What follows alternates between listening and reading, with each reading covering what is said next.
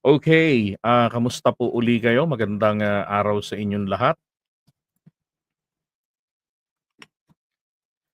Batiin muna natin mga nandito, hangga't, nasa 400 pa lang tayo. Okay, Lori Fajardo. Hoy, sino yung nakasama niyo ron sa picture kanina? Nakita ko sa FB. Ah, tawag dito, yung naglalakad kayo sa may tabing dagat, sino yun? Parang familiar, eh. Magandang, araw ho diyan sa inyo sa Hong Kong. And then Pearly Alfonso, good evening po rin diyan sa Hong Kong, puro taga Hong Kong, And Don Kings ng, Cavite. Yan sir, magandang, araw sa inyo. Yan, isang, magaling na Filipino composer at isa sa mga magigiting na mga Marcos loyalist. Yan ho si Don Kengs. Alright, at ilang beses na rin nating nakasama yan sa labas. Okay, and Nilda Arceo and Joselito Nacionales. Mga Duterte at mga DDS ay para ng yelo.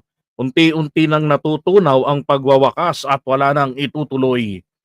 At eto nga ho kanina, no, nakita ko ron sa FB. Eto hong si Jugalbot. Meron ho kasing tinatawag ngayon yung ibang mga loyalista na ano na sinasabi nila merong team deact. Alam niyo yung team deact? Team deactivate ng account. Tapos sasabihin nila pinagurgur. Pinagurgur ni dati pinagbibintangan si F. Elisa eh. Ngayon si PBBM na direkta na. Pinagurgur ni BBM.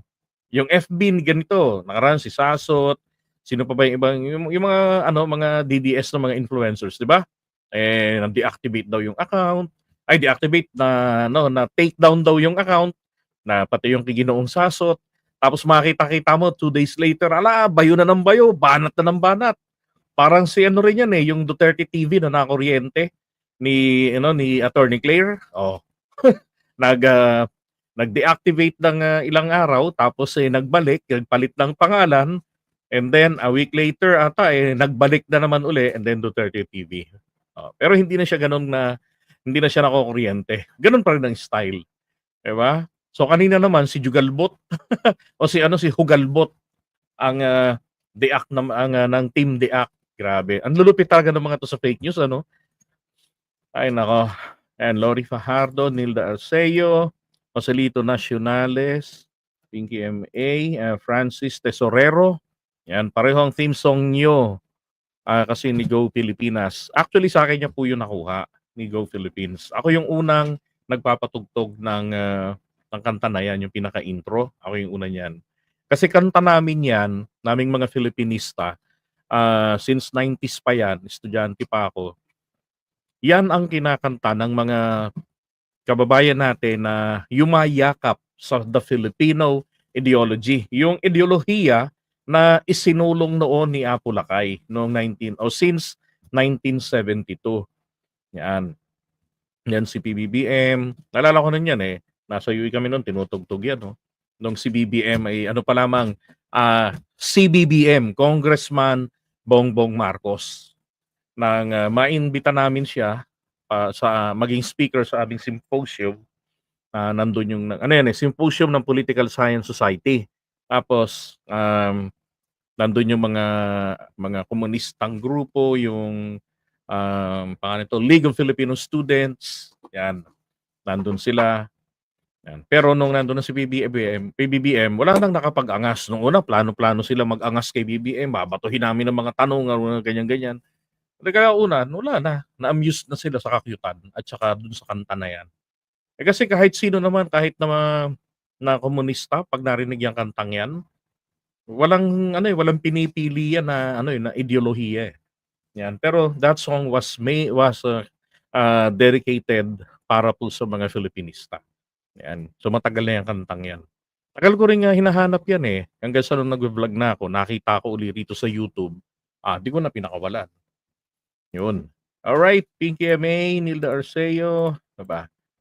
Tech Life, yan, Rigas Marana Nofelia ng Bahrain. Hello po sa inyo, magandang araw. Okay, sabi niya, isa lang po ba ang advocacy nyo? Anong advocacy? Ano bang tinutukoy yung advocacy?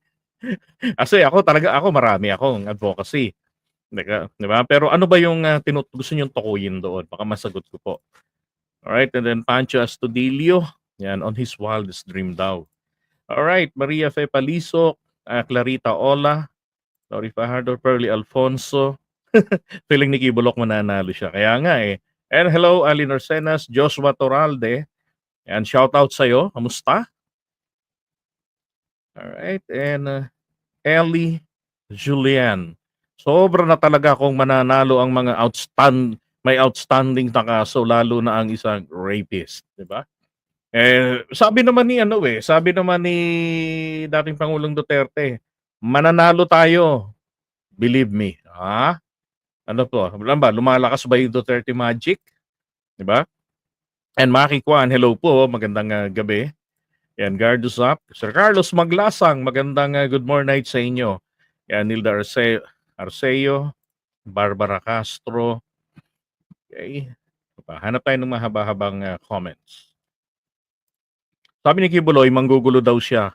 Kaya tatakbo kasi ginulo daw ang buhay niya. Anak ng baka, ang tindi ng amats. And then pambansang nanay survivor. Yan.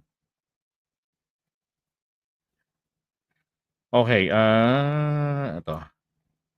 Ay, magalong nagmamagaling lang yan. Mukhang basurahan na ang Baguio, siga pa rin ang pagmamayabang. Ganun. Grabe. Sa totoo lang, si Digong, si Sara, si Kibuloy, si Bongo, Robin Padilla, mga traidor. Alright, Chit Salavit, hello po. And then, Roel Manuel. Ngayon ko na nga, araw-araw na ako, itong oras na nga ako magla-live.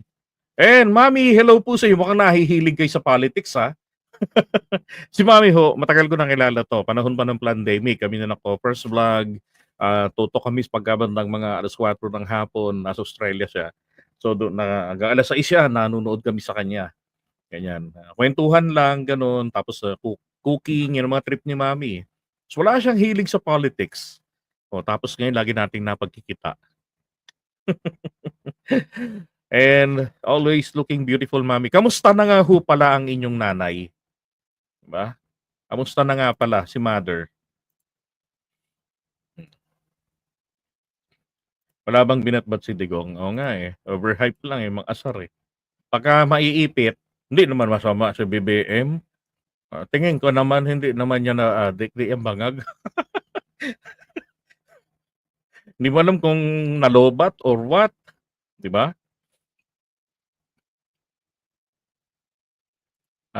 Si Kibuloy parang si De Lima. After campaign rally, itatapon sa truck yung parang manikin niya. Ay, oo, kay De Lima dati, ano? Ganon. Bit-bit-bit nila. Di mabuti pag nagdala na lang sila ng isang taong representante ni De Lima. Dapat ganon eh. Hindi yung may daladalang standee. Tapos ngayon kay Kibuloy, may ganon din standee rin. Ay, nako. Kabuti naman ho at okay si Mother. Yan. Kasi huling nakita ko nun yung post ninyo nung parang may sakit yata nun eh. Yun. Interesting daw politics. Di kung ganon. Pag-usapan na po natin. Okay? Unang topic. Si Cubes. Maghihiganti na ang loko-loko, no? Feeling panalo.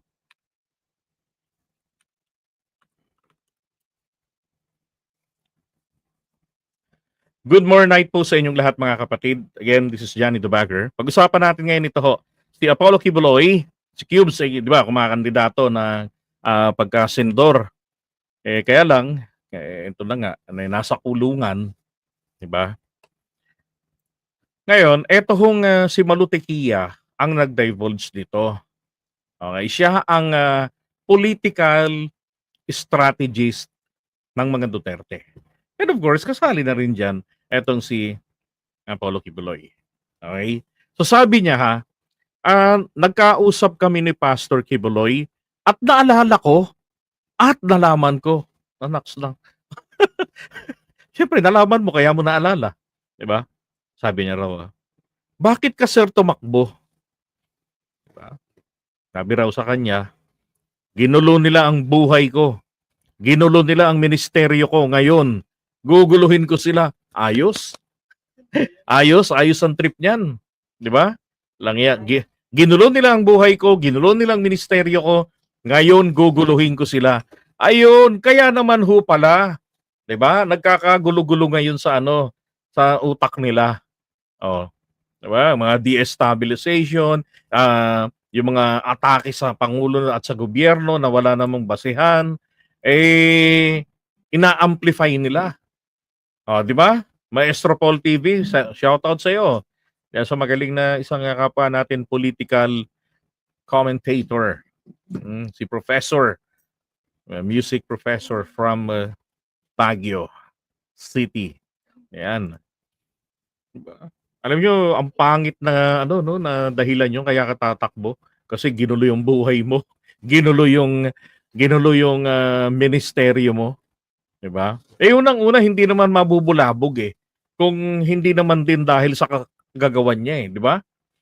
Oh, ito 2018 pa lamang ho. Nagsimula na hindi ho ba, Attorney Maripas Ganado? Nagsimula na yung problema ni Kibuloy doon sa United States of America. No.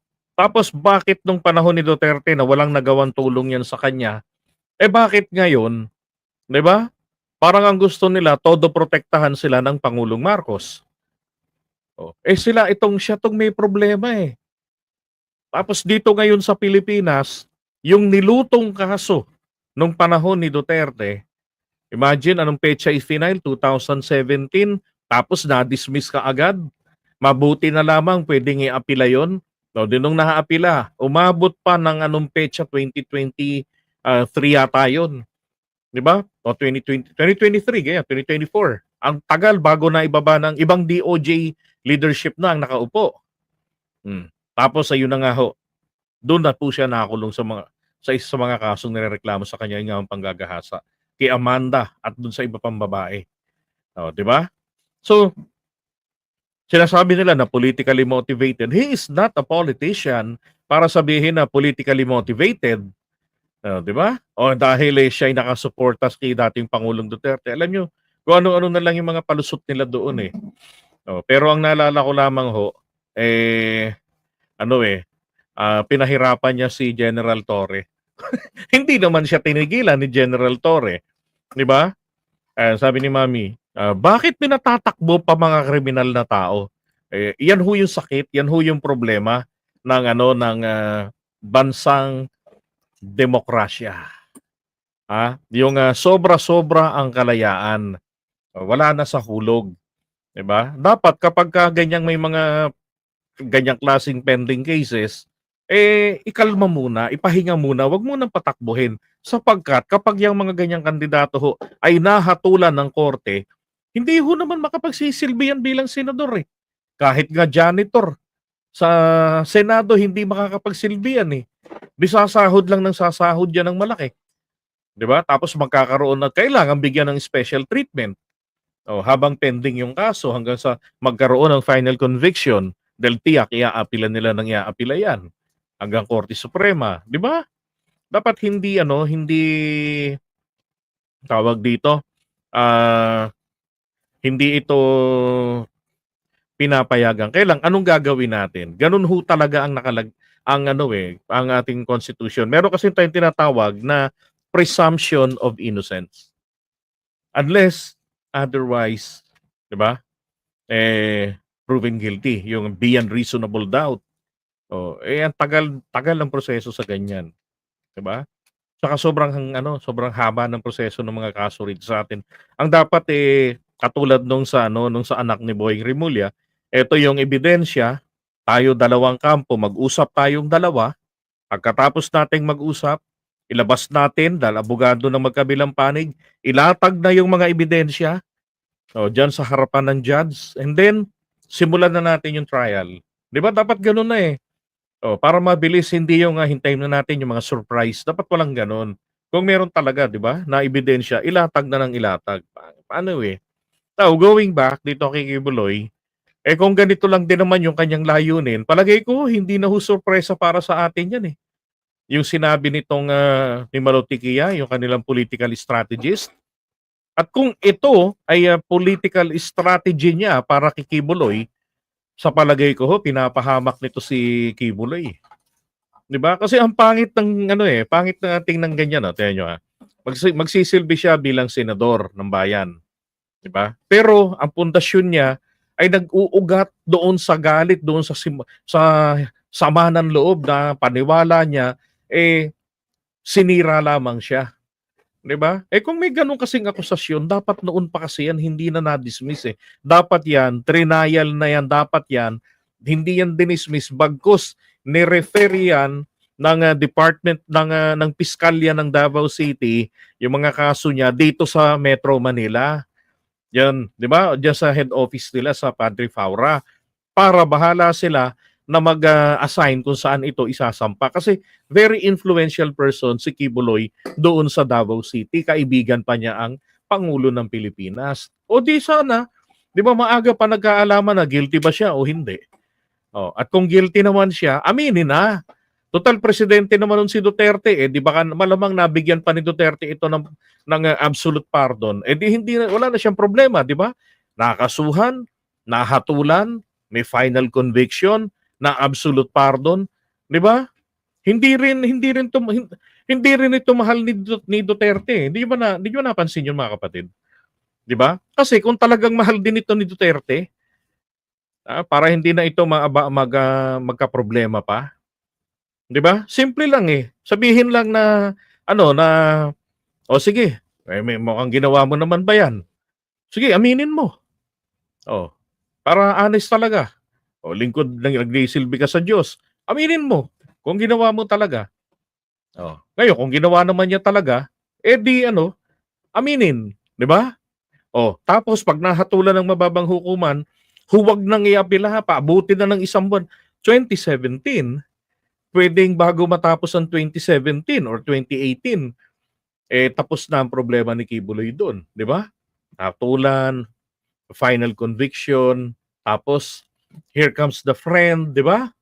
Oh, tapos yung, nabiktima niya i-compensate nila talaga ng todo-todo dahil alam niyo naman yung nangyari, 'di ba? Gano'n kadali, eh, ang problema.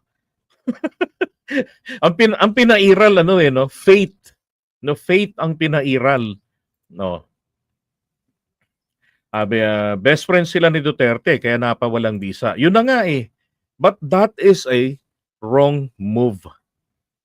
Wrong move yun, 'di ba? Wrong move yun.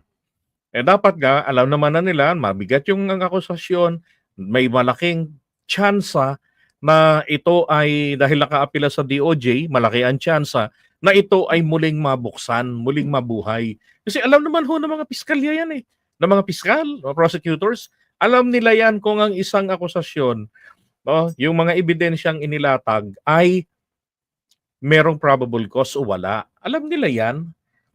Kung na-dismiss man, naiapela, 'di ba? Darat hinihintay lang ang panahon na umikot ang, gulong. Ito na nga yung nangyari. Yun ang ano nila, eh, yun ang problema nila rito, eh. So, ngayon tulong-tulong sila ni Duterte para sa panggugulo dito sa ating, gobyerno. Tapos, eh, ang, ito pang isang nakita ko rin kanina, ha, sure win na daw si Apollo Kibuloy, ha. Kasi nationwide, million-million daw yung views online ng iba't ibang mga channels nila. Kasi maraming channels na ginawa ang ano eh, ang kampo ni Kibuloy eh, para siyempre kita yan, revenue. So lahat 'yon naka-livestream, no? Plus yung mga ano, yung mga replay. Kinenta nila, kita nila marami. So ang paniwala nila ngayon, if you convert that into vote, eh Robin Padilla style, magna-number 1 siya. Sus Mariosep. Yung mga nanonood sa online, hindi po nangangahulugan sila po ay botante. Yun ang dapat na matanim sa isip nila. Hindi ho ba, Sir Rolando Tica? 'Di ba? Yung mga nanonood diyan sa internet, hindi nangangahulugan, yan ay ano, ikaw nang iboboto diyan o botante yang mga yan. Marami ho diyan hindi botante at ang masakla pa, meron diyang mga boosting, babayad ng boosting, 'di makikita, maraming mga nanonood, 'di ba? Pwede yung gano'n, eh, maraming paraan para dumami yung mga viewers. Lalo sa mga politika, naku, ang dali yan. Korek, karamihan mga trolls. Tapos pagka hindi siya nanalo, kita nyo rin naman, hindi naman pumapasok sa survey, kahit na pang 12, tinalo pa nga ni Willie Revillame, eh. O, 'di ba? Sasabihin nila ngayon, dinaya siya ng gobyerno. Grabe ano? Feeling ano na kaagad eh, feeling panalo na kaagad. Oo. Ay nako. Yun nga eh, mahina yung ano eh, mahina yung political strategy nila eh. 'Di ba? Eh, yan ba naman ang sabihin sa taong bayan, ano to, naghahangad ng public sympathy? Pagka ganito hong kampanyahan, ganitong eleksyon, ang taong bayan nag-iisip yan na ayan, hirap na nga ng bansa natin, sama na nga ng kalagayan ng ekonomiya natin. Ang dami ng mga bobong mga senador natin. Tapos dadagdagan pa natin na ang pundasyon ng pagtakbo niya ay hindi para magsilbi sa taong bayan, bagkus para manggulo. Di ba? Di ba nila naisip yun? Inaano rin ng taong bayan, makikita nyo hindi mananalo yan. Puro naman kasinungalingan ang pinagsasabi ng mga channel ni Abloy. Kaya nga eh, di ba? Oo, buhay na buhay pa, nasa kulungan lang. Anak ng Diyos yan ha. Pero nagkakasakit, sabi nga ng iba. Ano ba naman to anak ng Diyos? Tapos na-hospital na naman. Ay nako. Alright, sabi ni Mercy Roger. Napakaraming bobotante sa Pilipinas, pera-pera, basta sikat, iboboto. Yun nga masaklap. Kaya huwag tayong magtaka pag nakapasok si Ipe. Kawawang PBBM. Diba? Kawawang PBBM. Kapag nakapasok dito tong mga hindi karapat-dapat, yung mga tipong pinabili lang ng suka, nakakuha, dumaan ng COMELEC, nakakuha ng COC, i-final na. Grabe si Mami, anak daw ni Satanas siya, no? Siya nga daw yung ama. Sabi niya, siya yung ama. Oh. Grabe. Okay, so iwan muna natin to si Kibuloy. At least alam nyo na ha. Bakit siya tumatakbo? Syempre para bumawi. Ginulo raw ministeryo niya eh.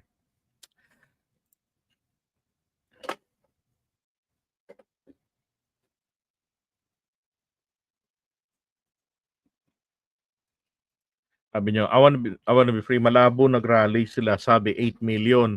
Tapos wala pang 1K ang dumalo. Diba? Maraming AI. Ganda nga lahat mga Palmolive, Violet Shampoo, singers, ni Palmolive Girls, ano? Yan, singers ng Kibuloy, nakakapagtaka. And hello, Ma'am Lou, magandang good morning po sa inyo. Ayan, God bless. Kay Rodrigo Corpus, bulaang propeta, rapist, manyak, wag iboto. Di ba? Pero grabe rin si PBBM, ano, no? Talagang kulang na lang banggitin yung pangalan ng bulaang propeta. Tapos yung mga mukhang engot na, alam niyo naman, pagka-engot, di ba, ang tawag dyan eh, ano, parang di dapat nandito ka. Diba? Parang pinabili ka lang ng nanay mo ng suka ah. Di ba ganun yun?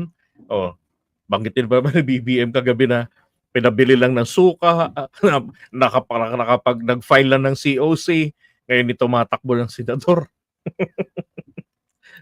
Ay nako, tapos isang nakakatawa si Bondok. Grabe no, anti-corruption. Diba? Galit sa corruption daw, ganyan-ganyan. Panahon ni Duterte, halos lahat ng GAA may problema. Bakit din nila dinimanda? Oh. Tapos ito pa, yung ano, yung I don't know kung nakita ninyo yung sa ano teka, yung pagkatapos nilang magdemanda, 'di ba? Merong post na ano, hindi post kundi interview. Okay, kaya puntahan lang natin tong interview na to. Pinost ito ni Laitera. Tagal.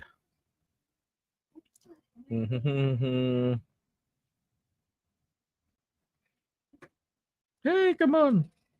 Yun yung naghang si si Alvarez. Doon tinanong siya, bakit walang senador doon sa mga sinampahan ninyo ng reklamo? Ayun. Nawindang na siya doon. Naglag na siya. Eh, come on, nasaan na yun? Ang dami naman kasing post dito. Come on, come on, come on.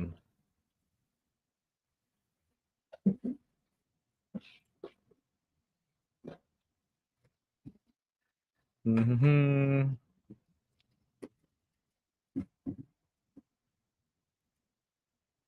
Hala, di ko makita. Pero tinanong siya dun eh, yung tanong sa kanya, eh, bakit walang senador na kinasuhan kayo? Nako, eh yun na nga yung sagot niya. Sa Senado, eh baka, sabi niya, baka pwede yung, pwede yung ombudsman, di ba? Naghang pa siya eh. Sabi niya, pwede yung ombudsman na magpatawag. Oh. Alam niyo, pagka ganyan yung klase ng mga complaint na selective selective yung style, nakikita rin naman ho ng mga judges yan eh. No, nakikita nila yan na ito hindi talaga malinis yung intensyon. Ginamit lamang itong style na to o itong pamamaraan na ito para manggipit. Yun. Kasi hindi patas eh. Dapat pare-pareho. Oh, eto yun, no. Teka.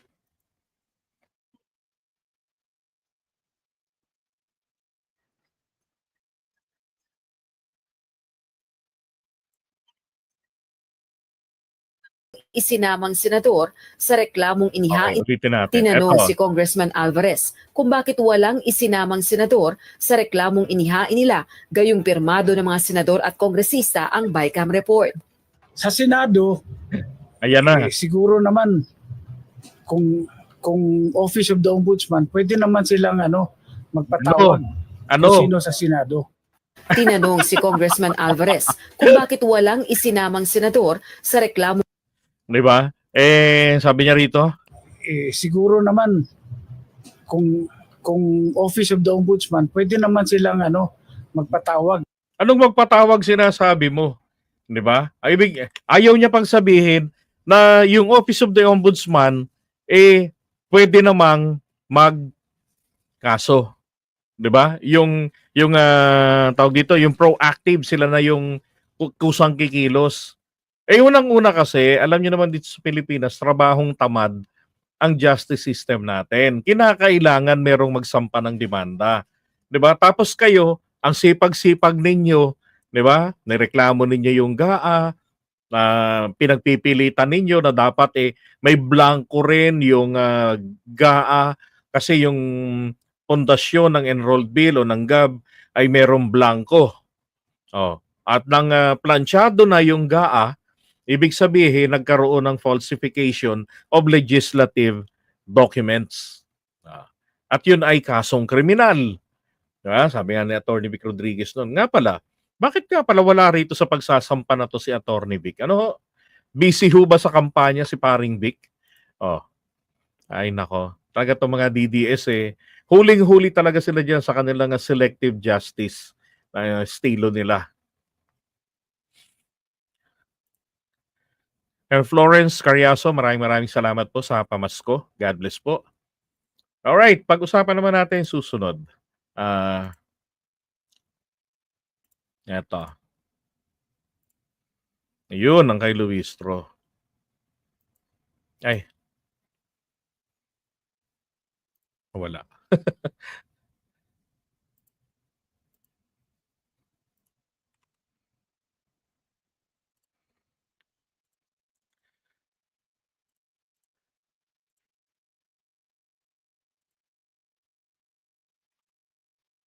Okay, here we go.